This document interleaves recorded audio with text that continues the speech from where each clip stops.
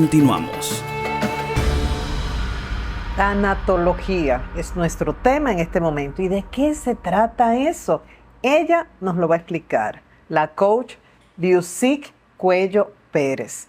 Hizo un diplomado en esta materia, se va a especializar y es un ser humano y una profesional a quien yo quiero mucho, admiro mucho, a ella y a toda su familia. Hola, qué bueno tenerte acá. Encantadísima, María Elena, un placer inmenso estar aquí. Gracias, así me siento yo, muy feliz. Sé que mucha gente conoce este término, pero hay otros que no. ¿Cómo se define tanatología? Mira, para mí la tanatología es como el acompañamiento y la ciencia del buen morir, tanto para la persona que ya pasa, que cruza la otra orilla, como para el que se queda con ese duelo. Es como ese acompañamiento generoso que nos anima o les anima a que ellos puedan superar esta etapa. Okay. Así en síntesis sería. Un enfermo terminal que ya muchas veces nada, lo envían a la casa a morir. Es una manera de que ese tránsito sea lo mejor posible. Un tránsito amable, un tránsito digno, un tránsito acompañado no solamente del tanatólogo, sino de todos los terapeutas que pueda necesitar. Puede necesitar un psicólogo, puede necesitar personas que le apoyen con diferentes masajes, puede necesitar personas que les escuchen y pueden necesitar sobre todo el apoyo de su familia. Es importante, el tanatólogo ayuda mucho a esa cohesión entre la persona enferma y la familia, como hacer ese tránsito para que puedan comunicarse de una manera más, digamos, resignada ante lo que va a suceder, una manera de aceptación y una manera de empatía y de mucho amor. Okay. Antes de estudiar ya a nivel profesional tanatología, Liusic, ¿cómo te enfrentas a la muerte, ya en términos personales? Bueno, yo me enfrenté a la muerte desde pequeñita, a mis 4 años murió mi hermanita. Repentinamente, cuando nació, a los 2 días de nacida, tuvo problemas en el parto y murió. Ahí ya empecé como a hacerme cargo y a ver una serie de cosas. ¿Tú recuerdas? Luego al pasar de los años, he ido recordando ciertos traumas que en ese momento esa vivencia me dejó. Y cómo yo quise hacerme cargo de que mi madre estuviera en todo momento tranquila y feliz y yo no ocasionarle problemas por la tristeza que había representado esta muerte de mi hermanita en ella. Fue muy duro para mí porque yo siempre añoré un hermano, pero ya luego el tiempo fue pasando y luego vivencié la muerte de mi abuela materna, Tita, una señora sumamente fuerte, pero que se fue quedando débil cada vez más por el cáncer. Tuvo 8 meses en cama con cáncer de mama primero y luego cáncer de huesos. Entonces, ese proceso de irla acompañando, leyéndole, escuchándola, pasándole la mano, atendiendo sus llagas que le nacieron, fue algo para mí de mucho amor y de entender y la atención que necesita una persona cuando va a dar su Aun cuando tú no tenías el conocimiento que tienes hoy día. No tenía para nada, fue algo como intuitivo. Luego de ahí se sucedieron diferentes muertes, mi mejor amiga, mi padre y mi madre fallecieron Padre también. Rafael Cuello, físico nuclear, un hombre de la ciencia. Sí, y físico nuclear, muere de cáncer, parece que por unos tratos con unos desechos radioactivos, no se cuidó bien y vino el cáncer, cosas que tienen que pasar.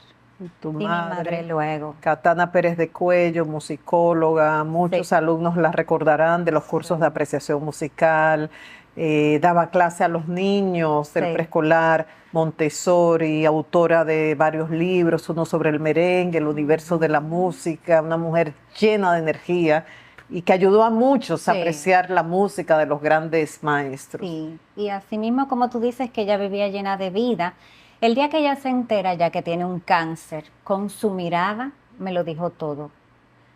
Me dijo, con su mirada, me voy, no me dejes vivir mucho tiempo. Y respeté lo que conversamos. O sea, solo con el diagnóstico, sin haberse deteriorado aún. Ya con el diagnóstico, el diagnóstico incluso estaba en una etapa que se podía curar con quimioterapias, con radio, pero mi mamá no quería estar en cama, mi mamá quería estar tranquila, sana y ya en el cielo. Y asimismo, todos en la familia lo respetamos. ¿Qué hiciste con ella? Porque sé que utilizaste una serie de recursos que ya tenías Sí. para darle calidad de vida en esos momentos tan difíciles. Sí. En el momento todavía no tenía los conocimientos de tanatología, pero intuitivamente, ¿qué aplicamos? Musicoterapia, muy importante. En todos los momentos de tensión que tenemos, la musicoterapia es vital. Entonces se prepararon unos audios con unas melodías específicas, con unas afirmaciones, diciéndole a mi madre cuánto la amaba, todo lo que sentía por ella, y su familia también, mi hijo también pudo hacerlo. Igualmente con aceites esenciales. Es muy importante que haya un aroma adecuado para la persona en el momento que va a partir.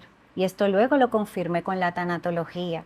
Hay aromas, por ejemplo, cítricos, aromas de naranjas y los aromas que le gustan también a la persona porque hay que ser muy respetuoso, que pueden ayudar mucho. Damos masajes en los pies, masajes en las rodillas y todo eso logra que el alma pueda irse despegando poco a poco más fácil de la parte física y ayuda a que ese cuerpo se vaya en paz. Señores, y es algo hermoso ver cómo cuando esa alma se eleva, ese cuerpo se queda totalmente en paz. Realmente es impactante. Hay una diferencia. Hay una diferencia. ¿Y estos servicios cómo se ofrecen? ¿Has compartido estas vivencias a nivel personal y sin haber hecho el diplomado, sin tener el conocimiento profesional? Sí. Ya ahora profesionalmente, ¿cómo se ofrece este servicio? Bueno, las personas me contactan por motivos de confidencialidad. Hay muchas cosas que no comparto, sencillamente hablo de manera muy general. La persona llama, uno va a ver a la persona ya sea en la casa, en el hospital, ver a la persona también al familiar que necesita como un soporte. Y aquí aclaro que no soy psicóloga, o sea, cada quien... Tú eres coach. Yo soy coach, yo hago tanatología, yo acompaño, yo escucho, yo te brindo esa mano de empatía cuando necesitas atravesar este tránsito. Y sencillamente llaman, uno va al sitio, está unas horas, el tiempo que haya que estar. En este momento no hay tiempo, no se define, es una cita de 1 hora, es una cita de 2. Es lo que ocurra, muchas veces yo llego al sitio y voy sin tiempo, porque pueden pasar muchas cosas. De repente la persona que está en el lecho te llama, quiere estar solo contigo y te manifiesta una serie de cosas que ni siquiera su familia le ha dicho, porque encuentra esa confianza, encuentra esa oportunidad de desahogarse, esa necesidad de hasta recibir perdón.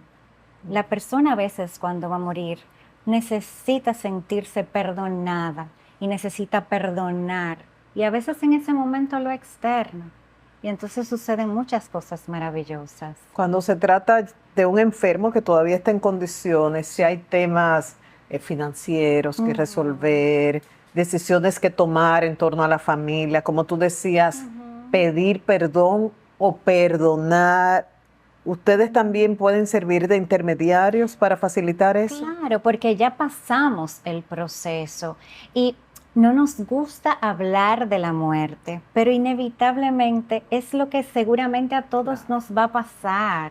Entonces, dejemos cuentas claras, dejémosle a nuestros hijos, a nuestros descendientes, a nuestro esposo, las cuentas de todos los certificados que tenemos, los títulos, las matrículas de los vehículos, todo, porque en algún momento vamos a fallecer. Ojalá que no sea ahora, pero va a ser en algún momento. Y si no, podemos tener algún contacto con alguna persona muy amiga de nosotros, a quien le podamos confiar esto y que pueda servir de intermediario ante algún suceso. ¿Estamos preparados para este tipo de profesionales, este tipo de servicio? ¿Se conocen clínicas y hospitales que quizás el lugar ideal, tú me corriges, para esa persona partir es en su hogar, cuando se puede, en compañía de su familia? Sí, mira, El lugar ideal va a ser donde uno puede estar acompañado de su familia, ya sea la clínica, ya sea la casa. Eso va a ser muy personal, de lo que quiera. Hay que respetar mucho lo que quiera la persona. Y si la persona ya no puede disponer, lo que quiera su familia. Hay hospitales, hay clínicas aquí. Tengo entendido que el Centro de Ginecología y Obstetricia tiene una unidad de cuidados, le llaman cuidados paliativos. Creo que Sedimat también tiene una unidad, pero son unidades todavía muy incipientes. Aquí no creo que nos lleva un trecho importante caminar para poder alcanzar lo que necesitamos. Pero estamos dando pasos y ya hay muchas personas formándose como tanatólogos. Ya hay muchas personas con esa sensibilidad que ya han pasado procesos importantes y están haciendo este acompañamiento.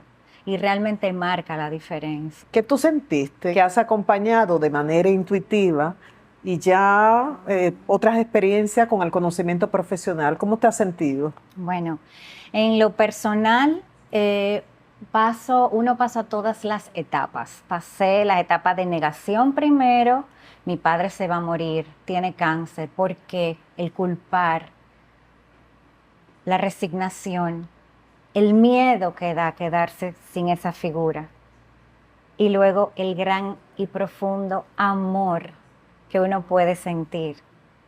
En el momento ya casi cuando van a partir y ya en el momento de partir.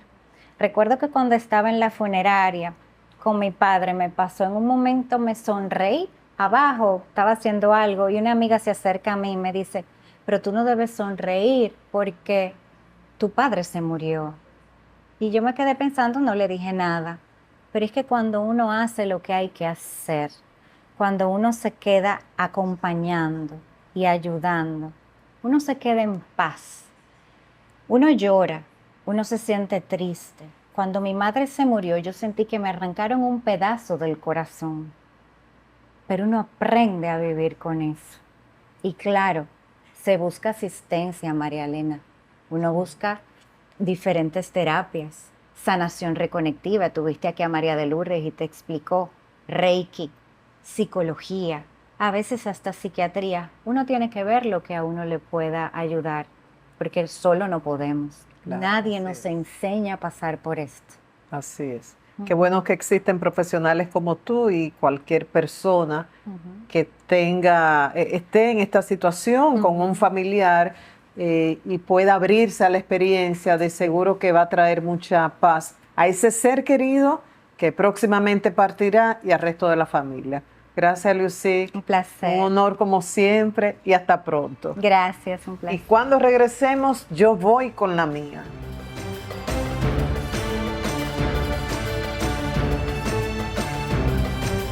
Síguenos en nuestras redes sociales como Ser Humano TV.